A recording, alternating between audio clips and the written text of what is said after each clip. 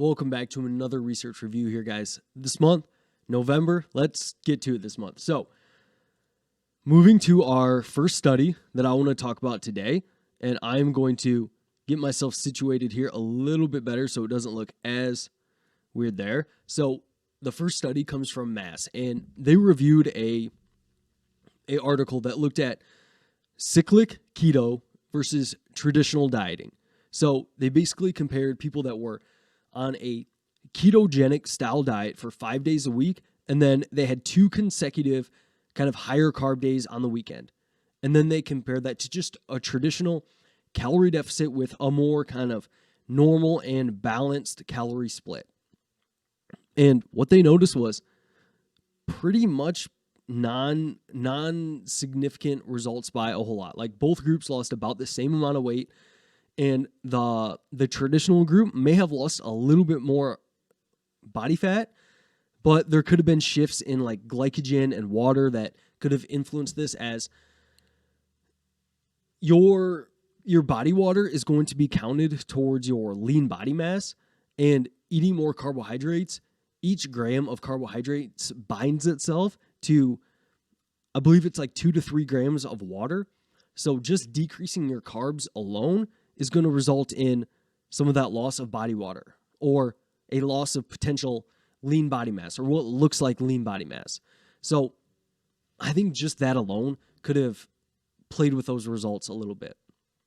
So all in all, I think it was an interesting study to see if, there's something to like this cyclical approach. But from this 8-week study, it doesn't look like there's much of a difference. And if anything, it kind of looks like maybe the more traditional approach leaned towards being a little bit better. And I think that from a athletic and when you're talking about high intensity exercise and really trying to produce force, I still lean towards a higher carb approach makes more sense to me. All right.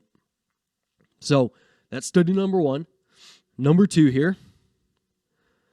So I touched on blue light glasses, I believe last research review. And I touched on a study. It was just a single study that said, hey, there might be some support for blue light glasses. However, Dr. Roberts had another really nice kind of post on his Instagram and talked about a systemic review, or not a systematic review on blue light glasses. So it reviewed multiple studies. Now, how many studies was there on that met the criteria of this review? Just 3. So how strong is that compared to a single study? Well, 3 versus 1, not a ton. I mean, probably a little bit better, but not a ton. And kind of what they found was, results are pretty mixed, to where they had a couple of studies that, there wasn't, or a study that found no significant difference for eye strain and eye health, and results were kind of pretty mixed on sleep and stuff. And now this is turning towards Ryan's opinion, and my opinion is kind of like, why not? I think that I wouldn't, if wearing blue light glasses causes you to kind of freak out if you ever don't have them, then I think it's probably going to be a net negative for you. But if you're kind of taking the approach to where, yeah, on most nights, especially when it's like convenient and I'm just at home, then I'm going to wear them, and there could be a potential benefit. They're not like an extreme cost or anything like that. And well, depending on what you get, like I think you can get like a $10 pair of like construction looking ugly ones, and I think that those will work. So I think that there's kind of a decent cost to maybe they work ratio.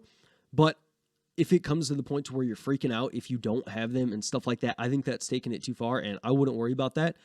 But I do generally think that if it makes a lot of sense to me in theory, as my specific study for my master's was like chrononutrition and a little bit of chronobiology, how the circadian kind of fluctuations of the day, how light exposure influences our physiological processes, which light exposure is kind of one of the biggest things that influences some of those processes. And to me, it would make a lot of sense if we could do something to kind of dampen that light exposure later on in the day, that it would help with sleep. So I still think that there's enough kind of theoretical rationale for why these might be a decent idea. And considering the cost to benefit ratio, I still think they make sense, even if I would say the results are not incredibly strong for them at this point. All right.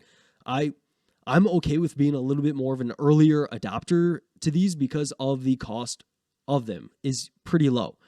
Whereas like supplements and stuff like that, like I wouldn't want to spend like $40 to $50 a month on a supplement that has kind of the support that these would have. All right.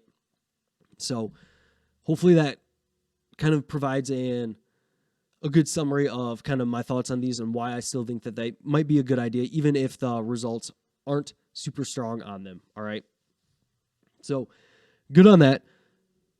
This next, not necessarily a study, although Kasim did mention they had preliminary data from their lab to kind of support this theory, and I'm going to get myself off the screen here so you guys can actually see that. Although you probably like looking at me better anyways, but what his post mentioned here was, when you're doing pec flies, it's probably a good idea to let me mouse over this. So at your end range of motion here, when you're in that fully stretched position, it's probably a good idea to have your arms in a slight elbow bend. So having a pec fly elbow bend, rather than having your arms locked out.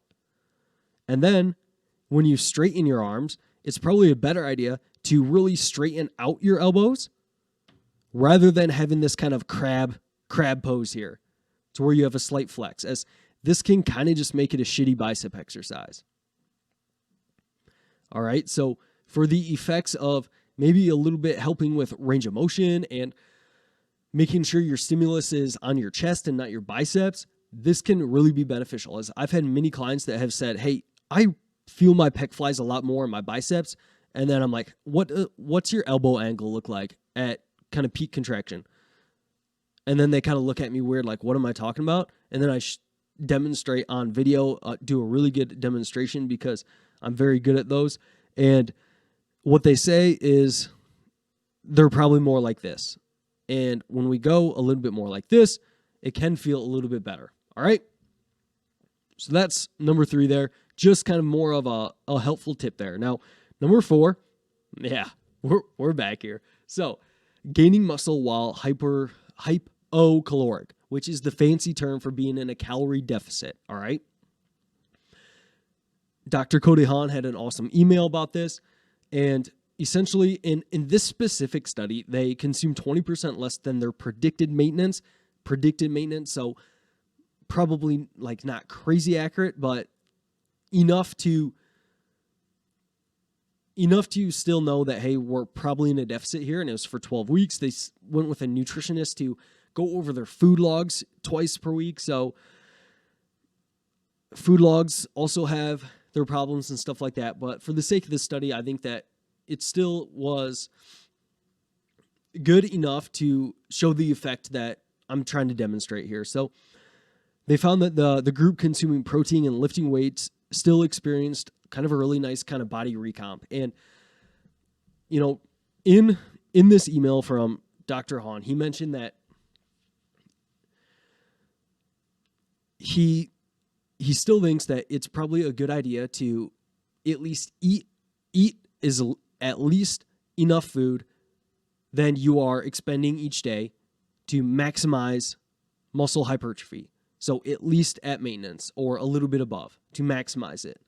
But there is a pretty good amount of evidence, and this is just kind of one piece of that story, that we can gain muscle while being hypocaloric. And I've had quite a few clients that, maybe they come to us and they're maybe have a little bit less consistency in the gym, or maybe they're a little bit less consistent with their diet, or maybe they're just doing a couple of things a little bit more suboptimally, see really good results even when starting out in a deficit. So I think that there's absolutely situations where you can still see muscle growth while in a deficit. Now, I think that kind of the sliding scale that you can use is the more you've been doing things right, the more trained you are, the less likely it is that you're going to gain significant muscle while not eating at maintenance or in a surplus.